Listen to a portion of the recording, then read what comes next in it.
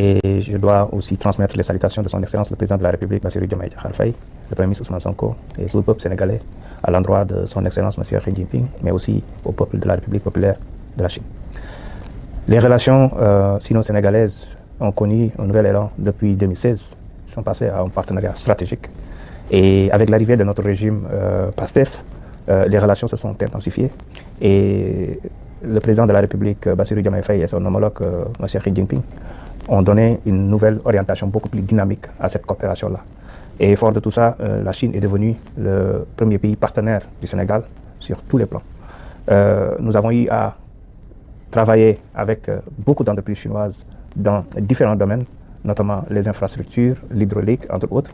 Mais la nouvelle orientation des nouvelles autorités sénégalaises donne de meilleures perspectives, notamment dans tout ce qui est l'économie numérique, la formation des jeunes, le développement des transports intelligents, mais aussi des infrastructures beaucoup plus modernes et beaucoup plus adaptées à nos besoins. Donc la coopération se porte très bien, avec bien sûr les autorités et les représentations diplomatiques qui sont en train d'abattre un excellent travail. Pour l'avenir, selon vous, dans quel domaine les deux pays peuvent-ils renforcer davantage leur coopération afin de bâtir une communauté de destin sino-sénégalaise de haut niveau? On peut phaser cette coopération-là dans plusieurs domaines, notamment dans le domaine économique, bien sûr. Nous allons renforcer ce que nous sommes en train de bien faire en ce moment, notamment les infrastructures. Nous avons des édifices à moderniser. Nous avons la stratégie du New Deal technologie et nous comptons sur la Chine pour développer cela, les transports intelligents, la gestion du trafic, la modernisation de notre police et surtout de notre défense. Nous avons eu à visiter ce matin le CETC et l'excellent travail que la Chine est en train de mener dans le domaine de la défense. Et aujourd'hui, c'est des pistes que le Sénégal est en train d'explorer, mais aussi dans l'agro-industrie, parce que la Chine a en tout cas fait ses preuves dans ce domaine. Hier, nous avons visité, il y a 2 jours, nous avons visité la province de Chongqing et nous avons vu les défis de mobilité qui ont été relevés par la Chine avec des infrastructures de pointe, des infrastructures intelligentes. Le Sénégal est intéressé par ce type d'infrastructure qui est aujourd'hui un grand besoin. L'accès à l'eau avec les projets de grand transfert d'eau, les projets d'irrigation agricole, entre autres, constituent aussi des enjeux majeurs pour le futur. L'industrialisation et la formation, particulièrement professionnelle, le système des zones économiques et sociales. Et si vous avez vu qu'en moins d'un an et demi, la Chine a reçu les 3 plus hautes autorités du Sénégal, ce qui est presque une grande première. Ça montre à suffisance la vitalité et le dynamisme de notre coopération, mais surtout les belles perspectives qui se profilent à l'horizon. Vous menez cette fois-ci une délégation parlementaire de haut niveau en visite en Chine, et cette fois-ci, vous vous êtes rendu à Chongqing pour visiter les points de contact de la législation de base. Quelle est, selon vous, l'importance de la coopération entre les organes législatifs des deux pays? Je voudrais tout d'abord remercier mon homologue qui m'a fait l'honneur de m'inviter pour une visite officielle, une visite de travail en Chine, son Excellence M. Chao Leji. Nous avons eu une rencontre très fructueuse hier avec bien sûr les autres autorités aussi, le vice-président de la République, mais aussi le ministre en charge du département international du PCC. Et la visite au niveau de Chongqing a été pour nous une très belle idée. Nous avons eu à voir sur place combien il est important d'adopter cette démarche de proximité et cette démocratie participative, cette démocratie populaire, avec les points de liaison de l'Assemblée populaire nationale. Nous avons vu l'importance que le gouvernement chinois accorde à la consultation citoyenne. Nous sommes tombés sur l'analyse d'une loi concernant la protection des enfants et j'ai été émerveillé particulièrement par le processus qui a été adopté, où il y a des agents de l'info qui vont dans les domiciles, dans les lieux de rassemblement, consulter les populations, recueillir leurs avis et remonter les avis sans filtre. On nous a montré des statistiques où plus de 6600 amendements ou avis ont été transmis au niveau central et 490 parmi ces 6600 ont été adoptés. Je pense que c'est ça la vraie démocratie. C'est vrai, on parle souvent de démocratie, mais une démocratie doit être tropicalisée par rapport aux réalités locales de chaque pays, mais surtout par rapport au pouvoir que nous accordons au peuple. Et nous avons donc beaucoup appris. Et effectivement, c'est une stratégie que nous comptons tropicaliser, adopter chez nous dès notre retour avec mes collègues députés, parce qu'il est important de rendre le pouvoir au peuple qui est le seul souverain. Et toujours dans le cadre de cette coopération législative, nous avons aménagé des cadres d'échange de bonnes pratiques avec des délégations qui ont eu à visiter le Sénégal et vice-versa. Et nous allons continuer cela avec aussi un programme de formation. Mais je dois dire aussi que le président a eu la générosité en tout cas de nous donner son accord de principe pour, au nom de la coopération, au nom de l'amitié, de la fraternité qui lie nos deux pays, d'aller vers une reconstruction de notre palais du peuple, c'est-à-dire l'institution parlementaire, avec aussi le financement de la chaîne parlementaire. Donc nos deux différentes respectives représentations nationales vont faire les due diligence en tout cas pour matérialiser cela le plus rapidement. En mars 2026, la Chine tiendra ses 2 sessions, une manifestation importante de la démocratie populaire intégrale chinoise. Mais certains médias occidentaux qualifient l'Assemblée populaire nationale de Chine de chambre d'enregistrement et considèrent que la démocratie ne peut exister que sous un modèle occidental unique. Quel est votre regard sur ce phénomène? Alors, partout dans le monde, concernant le Sénégal, la Chine, les autres pays qui ont un programme souverainiste subissent ce genre, je ne dirais pas de désinformation, mais en tout cas, parfois, un traitement tendancieux de l'information. Il y a ce que disent les médias, mais il y a ce que nous avons vu de nos propres yeux. Et ce que nous avons vu, c'est une démarche inclusive et participative. Un peuple qui décide de son avenir, un peuple qui a le droit de donner son avis sur tout ce qui se fait au niveau de la Chine, avec des systèmes de boîte à lettres, avec un système de remontée d'informations, avec des plateformes numériques, avec des agents de liaison, avec des points de liaison, des maisons, des assemblées parlementaires au niveau municipal. Moi, je pense que c'est un exemple aussi que nous devons prendre, adapter, tropicaliser par rapport à nos réalités et prendre le meilleur de ce système-là. Nous aussi, nous avons beaucoup de choses à offrir en termes de bonnes pratiques, en termes d'inclusion, mais surtout en termes de woman empowering. Aujourd'hui, nous sommes dans un système de parité absolue, avec une forte présence des femmes au niveau de notre Parlement, plus de 43%, une forte présence des jeunes aussi, et avec un système démocratique de transition pacifique et démocratique du pouvoir depuis les années 60. Donc le Sénégal, aujourd'hui, est un rôle modèle, est un exemple à vendre, à promouvoir partout dans le monde. Ces dernières années, la conjoncture internationale est marquée par une combinaison de changements et de troubles.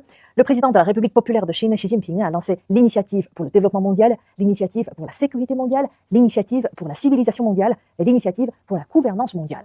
Comment la Chine et le Sénégal devraient-ils renforcer leur coordination pour relever ensemble les défis mondiaux? Je pense que ce sont d'excellentes initiatives. Par exemple, le Sénégal a été le premier pays de l'Afrique de l'Ouest à adhérer à l'initiative La ceinture et la route. Et aujourd'hui, sur le plan du multilatéralisme, nos deux pays ont une parfaite convergence de vues. Fort de tout ça, le président Bassirou Diomaye Diakhar Faye et le président Xi Jinping sont en train d'impulser une autre façon de voir, de gouverner le monde. Ils sont en train de combattre ensemble l'unilatéralisme qui est aujourd'hui en train de semer des foyers de tension partout dans le monde. Et donc, ce sont des initiatives que nous devons appuyer de part et d'autre. Au niveau du Sénégal, oui, un petit pays peut-être pour la taille, mais en termes de diplomatie, en termes de promotion de la paix et de la cohésion, le Sénégal est un bel exemple en tout cas, et il a une force de proposition en ce sens. Donc avec la Chine, nous pourrons réussir cela, et pour le bien de tous, mais surtout pour la promotion de la paix mondiale, pour le développement et la prospérité partagée. En 2024, grâce aux efforts concertés de la Chine et des pays africains, dont le Sénégal, alors coprésident du Forum sur la coopération sino-africaine, le FOCAC, le sommet de Beijing a remporté un succès retentissant. Les résultats du sommet sont actuellement mis en œuvre. Et comment évaluez-vous les relations sino-africaines? N'est-ce pas, c'est le président Xi Jinping qui dit que le Sénégal est la perle de l'Afrique, ça veut tout dire. Parce que tout simplement, le Sénégal se veut être aujourd'hui la Chine de l'Afrique, la porte d'entrée de l'Afrique. Le Sénégal est un pays très stable dans une zone de turbulence. Et à travers le Sénégal, des pays comme la Chine peuvent en tout cas assurer une bonne intégration et un bon ancrage au niveau de l'Afrique de l'Ouest, pour ne pas dire au niveau de l'Afrique, tout simplement. Donc, les deux présidents, dans le cadre du FOCAC, ont eu en tout cas à faire des propositions très importantes, notamment le prochain forum sur le volet culturel, entre autres. Et nous sommes dans les préparations, et le Sénégal, comme d'habitude, va jouer en tout cas son rôle important pour la réussite de l'intégration sino-africaine, mais surtout de la coopération gagnant-gagnant entre la Chine et les pays africains, mais particulièrement entre la Chine et le Sénégal. Et nous sommes plus que jamais déterminés, en tout cas, à renforcer cette coopération-là et à se positionner comme hub industriel, hub numérique, tout simplement hub économique de l'Afrique de l'Ouest. Et je pense que ça ne se fera pas sans la Chine. Pour l'avenir, selon vous, dans quel domaine les deux pays peuvent-ils renforcer davantage leur coopération afin de bâtir une communauté de destin sino-sénégalaise de haut niveau?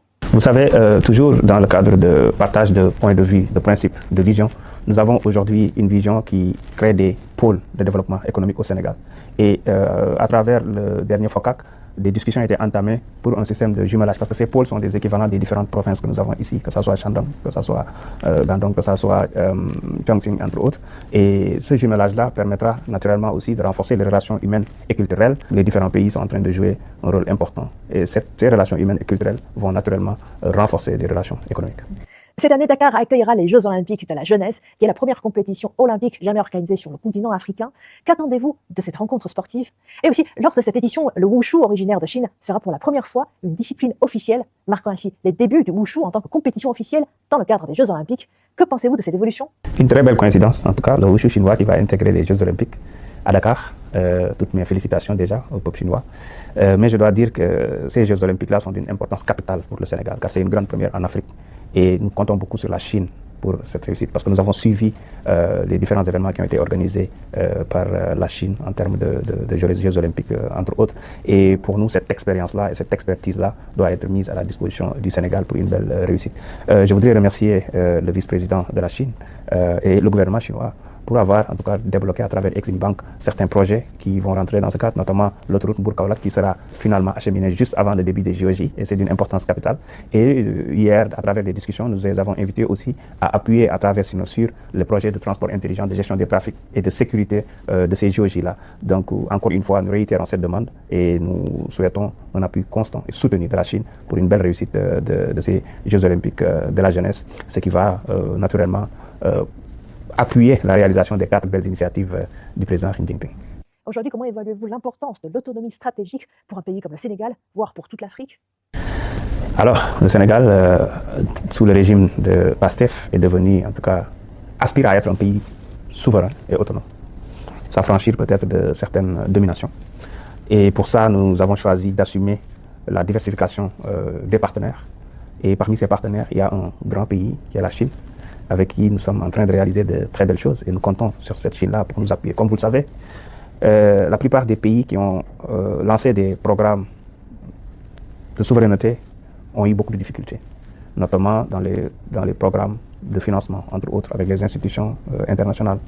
Mais le Sénégal, même à l'absence de programme, avec bien sûr une dette très importante, plus élevée que ce qu'on nous avait annoncé, est en train de développer un programme de résilience, de redressement qui porte ses fruits aujourd'hui, et que depuis 2 ans, sans programme, nous continuons à aider les populations à améliorer leur qualité de vie, à diminuer le coût de la vie, mais surtout à avoir des chiffres et une croissance très, très importante, parmi les meilleurs en Afrique de l'Ouest. Et ça, c'est parce que nous avons justement des partenaires comme la Chine. Et la Chine, en tout cas, doit continuer à assister durablement le Sénégal pour réussir, pour montrer que c'est possible de mener une révolution pacifique, pour montrer que c'est possible de promouvoir la paix, mais pour montrer aussi que le Sénégal est un bon élève en jouant la carte de la transparence. Car nous pourrions faire comme les autres, cacher peut-être les chiffres, la dette, bénéficier d'un programme, mais ne pas rester un pays viable, donc un pays à risque pour les investisseurs. Nous, on a choisi d'être responsables, d'être transparents, de jouer la carte de la transparence. Et donc, fort de tout ça, nous devons même être érigés en modèle, soutenu en tout cas, pour montrer aux autres pays que c'est bien possible.